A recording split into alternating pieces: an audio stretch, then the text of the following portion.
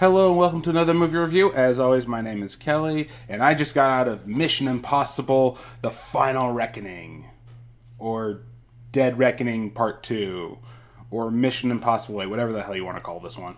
Now, I've made it no secret, if you've watched my best list, I love the Mission Impossible series. And in fact, I'm pretty sure I put every single one of them except for 7, Dead Reckoning Part 1, on the actual best list itself. And unfortunately, being that this movie is basically still Dead Reckoning Part 2, it suffers from a lot of the same problems as Dead Reckoning Part 1, and kind of adds a couple more. Now, don't get me wrong, I don't hate this movie. I think it's actually really good. A mediocre Mission Impossible is still 100% better than 90% of the action slop that comes out these days. But I can't pretend that those criticisms aren't there. This movie has very obvious problems and is probably the weakest Mission Impossible since Mission Impossible 2 or 3. Now, I still think that Mission Impossible 2 is the worst of the series, but the fact that this is still in kind of the same comparable territory doesn't bode well for this film, unfortunately. But with that said, there's still a lot more good here than there is bad. But the bad is there, and we do have to talk about it. So, if you don't want any spoilers, skip to this time code. If you don't mind them, let's start with the positives of this movie.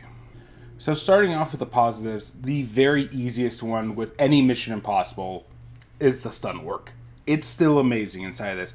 There are some genuinely heart-wrenchingly, white-knuckling just scenes of just, oh my god, how are they doing this? Because it's no secret at this point, you know that everything they're doing is in camera. When they're on these bipedal planes at one point and they're just doing all of these spins and flipping around and shit, you're just like, how did they not just send one of these things into an uncontrollable nosedive? Like, I don't know how they don't do that. And it is genuinely thrilling to watch them do all of these amazing stunts and some of these amazing fight works, and even have some fun little comical moments with them. Like, they know that you're there for the fight scene, so instead of actually showing you the fight scene, they just show you someone's reaction to the fight scene. That's kind of a funny meta moment you can do 8 movies in. But almost none of those stunt works would have worked if you didn't care about the people performing them. And Tom Cruise and pretty much every one of the other leads are very likable. They are what sell this movie. You want to see them succeed. You want to see them go through these death-defying stunts and not die. And it's actually pretty sad when some of them don't make it. And it really does bring the emotion. You care about the team and you want them to make it, but this is basically the last film in this franchise, or at least it's treated as such, even in the movie. So when characters die, it hits home.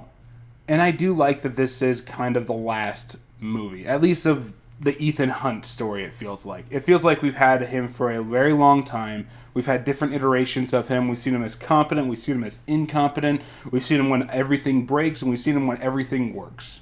So having the conclusion of the story when it feels like the entire point of the villain, this AI, the entity, is basically showing how obsolete and pointless he is, it rings true that he's able to do the impossible and beat this motherfucker. Unfortunately, with all the things I can say positively about this movie, we have to talk about the negatives, and the negatives are just so obvious it's hard not to see them. Now, the biggest negative is one that's a holdover from the last movie. The last movie, Dead Reckoning Part 1, Gabriel and the Entity were weak villains. And they're weak villains here. In fact, I'd argue that they're worse in this movie than they were in the first one. Now, Gabriel is supposed to have some big, long history with Ethan Hunt, but it doesn't really ring true. We get snippets of it, but we barely get any mention of it across both of the films. I feel like I barely know why we should care that he's the bad guy at all. Unfortunately, Gabriel is just your generic, almost mustache-twirling villain. He's always talking pontificatingly, but it all rings like crap. It all rings hollow. Like, right down to his name. Gabriel. He's the Archangel Gabriel, the right-hand man of God, which is this AI. And in the first movie, the AI did kind of feel like an overpoweringly magical force because it was able to manipulate technology in real time in front of our supposed badass spies. It was breaking their equipment. It was taking control of their radios. The AI felt like an omnipresent threat, and Gabriel was actually established as being a threat because he had this thing's backing. But in this movie, unfortunately, Gabriel has been forsaken by God. Subtle. Just subtle. And now he seeks the way to control and take God for himself, because he is the only one who can bring the world back from the brink. As I said, generic. Very, very generic. And unfortunately, the AI isn't really holding its end of the bargain, because the entire movie, the only thing it does is take over nukes in the background. We keep cutting to people like talking and reacting to this like it's some big thing, but it doesn't ever affect the main team. Like, at no point does the main team ever have some of their equipment hacked. They're using radios, but they kind of make an offhand mention about it being UHF, so it can't be hacked. But, like, isn't that why we got rid of UHF? It's because it was, very open and people could just listen in. Like, they keep making lip service to the fact that they're using low tech, but they're still using a lot of high tech. I don't see how the entity isn't fucking with them more. It just isn't. It's just not there. It's not present. And without its backing, without its authority, Gabriel becomes even more of a laughingstock. That doesn't mean that we don't get some good stuff with Gabriel. Like, the very end, when we get the action scene between him and Ethan finally going mano a mano, I feel that's probably the only part of this movie and his character that really worked. But unfortunately, he's just a generic bad guy. And if you replaced him with the guy from the 5th movie and the 6th movie, or Henry Cavill from the 6th movie, like, this movie suddenly gets 100% better. That's just how weak of a villain Gabriel and the entity are. And unfortunately, the other thing that is obviously wrong with this movie is its length. It is 3 hours long, and you feel it. At least I did. I went to this movie with a friend, and he didn't feel the length as much as I did, but there was so much, especially in the first hour of this movie, where they're just recapping everything that happened in the previous movie so many times, almost verbatim, the exact same way of talking about the key, the entity, Gabriel, all this stuff, over and over and over again. I mentioned how they cut back to this group, the presidential cabinet of the U.S., and all of the generals and advisors basically in a room trying to discuss what they can do in case Ethan fails. Because they're not really given a choice, because the president basically said, go save our asses, I'll hold down the fort. And the plan basically comes to, the entity's taking control of everyone's nukes at the moment, so they're going to nuke every single one of the control centers for those nukes, basically making them inert, which would, kill hundreds of millions of lives, if not a billion at least. But it's better than the whole world ending from nuclear warfare when all of the nukes come down, right? It's basically the trolley problem. Do you kill one group, or do you kill the other? And while some of these scenes are good on their face, the sheer number of them over and over and over again, basically boiling down to saying the same exact thing over and over and over again, feels just padding. It feels like padding. And then we have Russians show up to complicate things near the middle of the second act, and they have to have the same spiel given to them. And then we have to have the same discussion with them that we did with the cabinet members about trusting each other and realizing the AI is the bad guy, not the innocent people or governments that are involved here. But no, we need to control the AI. We shouldn't be trying to destroy it. But it's on our doorstep. We need to destroy the AI. Padding. So many times do they have this conversation over and over and over again, verbatim, that I really think you could cut about 40 minutes from this movie, and it would just be those padded scenes. That's it. And I think the movie would be a hell of a lot better for it. It'd be tighter. It'd be more focused. And it would be a better watch if we're supposed to watch Dead Reckoning and Final Reckoning back to back. Because almost 6 hours with that much padding feels like a bit of a chore. And there is one more thing I'll say in the negatives, but this one's more of a nitpick on my part than anything else. This is the final movie. It's treated as such in the movie and in the marketing. So I'm just treating it as the final one. And being that they treat it as the final movie, they did kind of retcon and tie some of the older movies into the newer continuities and things. So, like, what was the rabbit's foot inside of Mission Impossible 3? The joke of that movie is they never told you what it was. It's some kind of biological, agent, wasn't it? No, it was a digital virus. It was an AI meant to destroy everything. And the US government got their hands on it, infected it into Russian systems, and created the entity. Stuff like that I'm actually really okay with because it ties off a loose plot thread and actually makes it feel more, like it's Ethan Hunt's fault that all of this is happening. But if you're going to go that far, why didn't you bring anyone back from the third movie? Shouldn't Lawrence Fishburne be one of the generals inside of the big meeting that we keep cutting back to? Because wasn't he supposed to be a higher up at the IMF? Hey, wait a minute. Speaking of higher ups at the IMF, where's Jeremy Renner? We haven't seen him since movie 5. Granted, I will admit that his accident may have prevented him from coming back. That may have been the intention. But it would have been nice if there was at least lip service to where his character was at.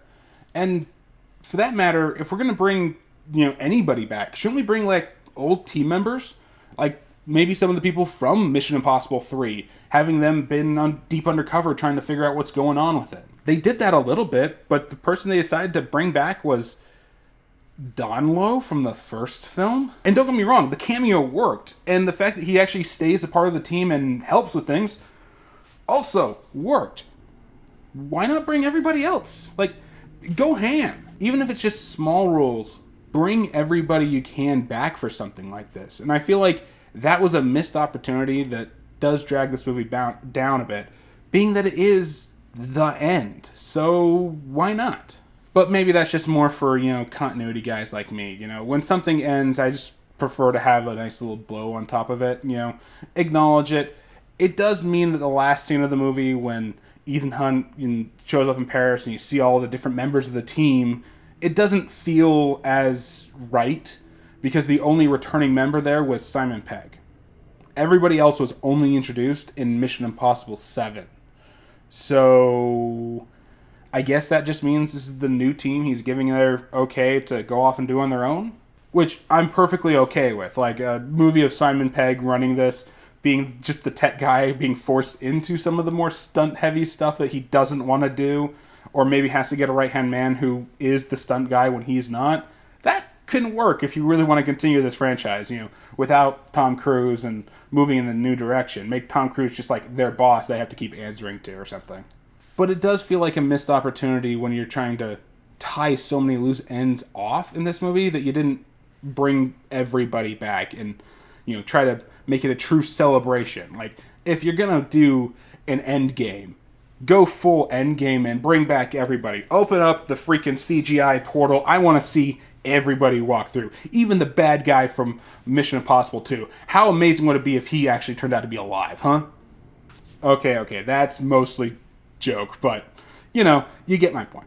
But with all that said, this movie is still action-packed. It is amazing. It is longer than it needs to be by a long shot. It also has some pretty weak-ass villains, but it's also got some really good, amazing characters that we do care about. We want to see them succeed. The self-referential humor is nice for those of us who have been here from pretty much the beginning in the 90s. Or even some of the people who have been here since the original TV show, I believe from the 60s. And overall, even though I think this is a fairly weak Mission Impossible movie, I can still wholeheartedly say this is an amazing action movie. It is still better than so much of the broken, shaky cam garbage that we see out there. But is it worth the price of a full movie ticket right now? Especially with just everything else going on, I don't know if I can wholeheartedly say yes to that. As a fan, absolutely. I got what I wanted out of it, even if I have more nitpicks out of it. It was worth it to me. But is it going to be worth it to those who aren't a fan of these Mission Impossible movies? I don't know. It's still got amazing stunt work, but you're going through a long slog of characters that you may not know the full histories of. They try to get you into it, and they try to flashback and give you all the information that you need, but really, it might just be too much. Like, if you are going to go into Mission Impossible, I'd probably start with 7, then go to this one.